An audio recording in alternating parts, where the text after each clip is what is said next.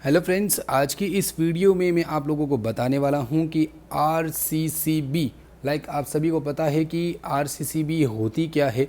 RCCB basically हमारे जैसे current लगता है तो उस करंट को रोकने के लिए आरसीसीबी ऑटोमेटिकली ट्रिप कर जाती है ताकि हमारी जान बच जाए, हमारी ज़िंदगी बच जाए उस करंट की वजह से। ठीक है, तो इस तरह से वो वर्क करती है। तो आरसीसीबी का पूरा नॉलेज देने वाला हूँ इस वीडियो के अंदर। लेकिन आपका सवाल ये भी है कि आरसीसीबी ऑटोमेटिकली ट्रिप कर जाती है जबकि किसी के करंट भी नहीं लगता, तो इसके बारे में मैं आप लोगों को बताने वाला हूँ। तो हमारे चैनल को सब्सक्राइब अभी रख देना है और वीडियो को लाइक ज़रूर कर देना है, क्योंकि इसी तरह से हम लोग अपडेट करते रहते हैं। और अगर इंस्टाग्राम आईडी को फॉलो नहीं किया तो कर लेना, कोई ऐसी बात नहीं है। ठीक है, तो चलिए दोस्तों शुरू करते हैं, बताते हैं आप लोगों को आरसीसीबी का full system. So friends, basically RCCB का वर्क पहले बता देते हैं कि वो कैसे वर्क करता है। मान लीजिए यहाँ पर न्यूट्रल और फेज़ हैं। ठीक है, आरसीसीबी से आउटपुट हो करके जो न्यूट्रल फेज़ दो आते हैं कि ये न्यूट्रल, ये फेज़ है, ये न्यूट्रल है। ठीक है, अब मैं यहाँ पर खड़ा हूँ और मेरी जो बॉडी है अभी ज़मीन के टच है, और ज़मीन के टच से क्या हो रहा है कि मेरे हाथों में अभी करंट है। कैसे?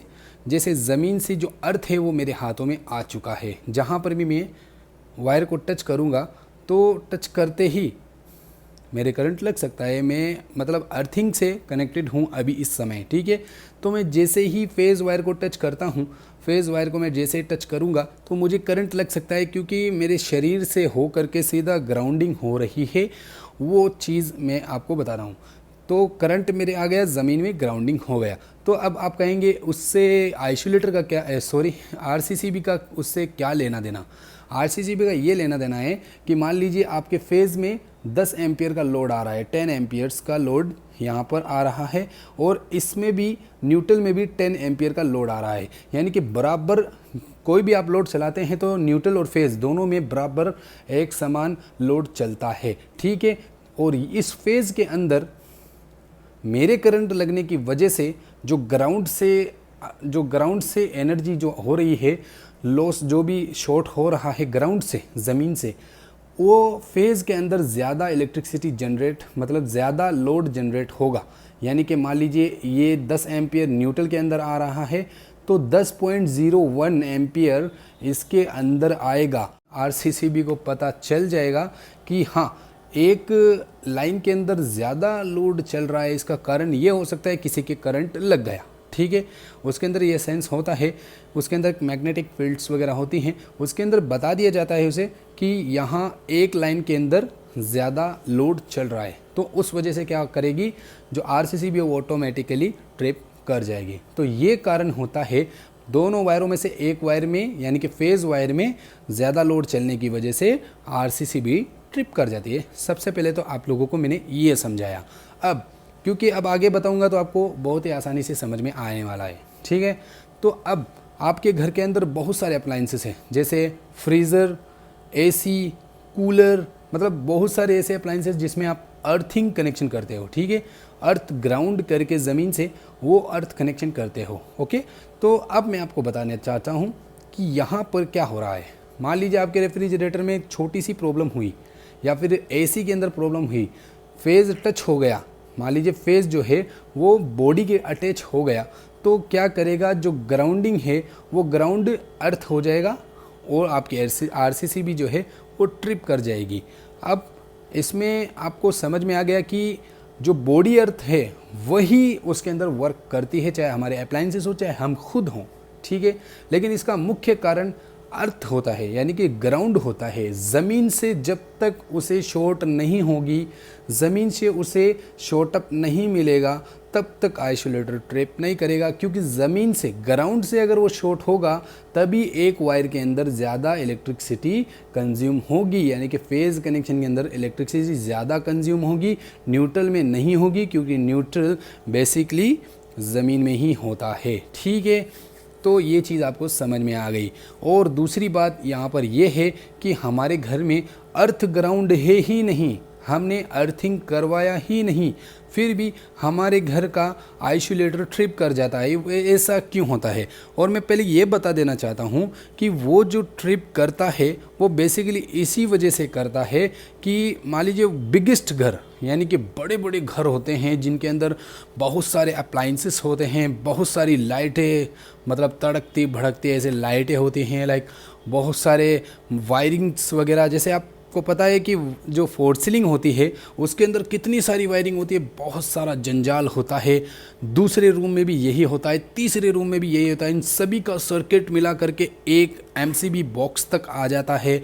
एमसीबी बॉक्स के अंदर जंजाल होता है, उन सभी से मिल के छोटा सा एक ग्राउंड बन जाता है। जी हाँ दोस्तों, बहुत सारी वायरिंग की वजह से हल्का सा ग्राउंडिंग बन जाता है, अर्थ ग्राउंड हो जाता है। कहीं ना कहीं से सारे वायरिंग को मिक्स करके हल्की सी ग्राउंडिंग बन जाती है, और वही ग्राउंडिंग आरसीसीबी के पास पहुंचती है और आरसीसीबी ट्रिप कर जाती है। क्योंकि आरसीसीबी को ये पता नहीं होता कि किसी के करंट लग रहा है या फिर मेरे अंदर कहीं से अर्थिंग शॉर्ट आ रहा है, ये चीज़ पता नहीं चल पाती है। सिर्फ उसे यही पता चलता है कि एक वायर में ज़्यादा लोड आ रहा है, बस इतना ही उसे पता चलता है।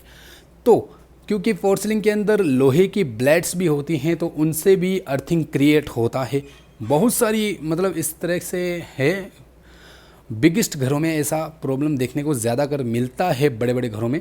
और छोटे मोटे घर हैं वहाँ पर अगर ये चीज़ हो रही है तो उसका मुख्य कारण कहीं पे शॉर्ट हो सकता है। जैसे लाइक आरसीसी छत है, छोटा मोटा घर है, सिर्फ 4 लाइटें हैं छत पे और एक फ़ैन बॉक्स है और बाकी दीवारों के अंदर है, ठीक है। तो अगर उस समय भी आरसीसी भी ट्रिप कर रहा है उस समय भी, तो आरसीसी भी मतलब कहीं ना कहीं ग्राउंडिंग हो रही है। जैसे लाइट है, लाइट बॉक्स है, लाइट बॉक्स के अंदर मान लीजिए लाइट के अंदर हम टेप लगा करके लाइटों को पैक करते हैं, तो वो क्या है, हो सकता है टेप अच्छे से ना हो और वो टच रहे, तो उस कारण से भी। और कहीं से भी छोटी मोटी अर्थिंग, जैसे मैं आप लोगों को एक एग्जांपल देता हूँ। मान लीजिए आपने 100 लाइट लगा रखी है, 100 लाइटें लगा रखी है, उन 100 लाइटों में से हल्की हल्की अर्थिंग क्रिएट हल्की हल्की होने की वजह से आइसोलेटर के पावर तक पहुंचती है और वो ट्रिप कर जाता है। एक तो ये भी कारण है, एक और कारण मैं आपको बता देता हूँ जो क्या होना चाहिए, रिवर्स कनेक्शन। जी हाँ दोस्तों, ये फेज़ है, ये न्यूट्रल है। फेज़ और न्यूट्रल को उल्टा कर दोगे, न्यूट्रल की जगह फेज़, फेज़ की जगह न्यूट्रल, तो उसमें भी ये प्रॉब्लम आ सकती है। क्योंकि न्यूट्रल ऐसा वायर है, अगर आप न्यूट्रल के अंदर फेस कर दोगे तो न्यूट्रल एक ऐसा वायर है जो कि कभी भी स्विच ऑफ नहीं होता। मतलब आप अगर स्विच को ऑफ भी करेंगे, बटन को बंद भी करेंगे, तब लाइट तो बंद हो जाएगी, लेकिन उसका जो लाइन है, मतलब जो फेज़ लाइट है, वो कभी बंद नहीं होगी। क्योंकि यही मुख्य कारण होता है, हमारी हल्की हल्की लाइटें जो ब्लिंक करती है वो इसी वजह से करती है, क्योंकि हमारा जो फेज़ कनेक्शन है वो चलता ही रहता है और न्यूट्रल है जो वो बंद हो जाता है स्विचिंग के थ्रू। तो रिवर्स कनेक्शन की वजह से भी आरसीसी भी जो है वो ट्रिप कर जाती है। जी हाँ दोस्तों, तो फ्रेंड्स एक और मुख्य कारण ये है कि जैसे बारिश का मौसम है और बारिश के मौसम में आपके घर के बाहर आउटसाइड में बहुत सारे स्विच बोर्ड लगा रखे होंगे, या फिर छत के ऊपर जो छोटी मोटी लाइटें हैं वो लगा रखी होगी। तो जितनी भी जो जैसे ही बारिश आएगी या फिर दीवारों में सीलिंग आएगी या फिर कुछ भी होगा, मतलब गीलापन जैसे भी जहाँ भी होगा या जंग वगैरह कहीं पे लगा रहेगा पानी की वजह से, तो वहाँ पर बेसिकली पानी आएगा और उन सभी लाइटों के अंदर या फिर स्विच बोर्ड के अंदर अगर पानी का नमी अंदर चला जाता है तो उसके कारण भी आरसीसीबी ट्रिप कर जाता है। क्योंकि आप सभी को पता है आरसीसीबी का काम क्या है, अर्थिंग को पहचानना। तो ज़मीन से जो अर्थिंग आएगी वो पानी के थ्रू आएगी, पानी के थ्रू आएगी और सीलिंग बनेगी, सीलिंग बनेगी तो आपके स्विच बोर्ड के अंदर जाएगी या फिर लाइटों के अंदर जाएगी, तो वो आरसीसीबी ट्रिप कर जाएगी। तो ये मुख्य कारण थे इस चीज़ के।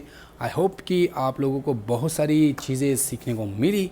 वीडियो को लाइक और शेयर सब्सक्राइब ज़रूर करें और हमारे चैनल से बने रहें। चलिए दोस्तों, बाय।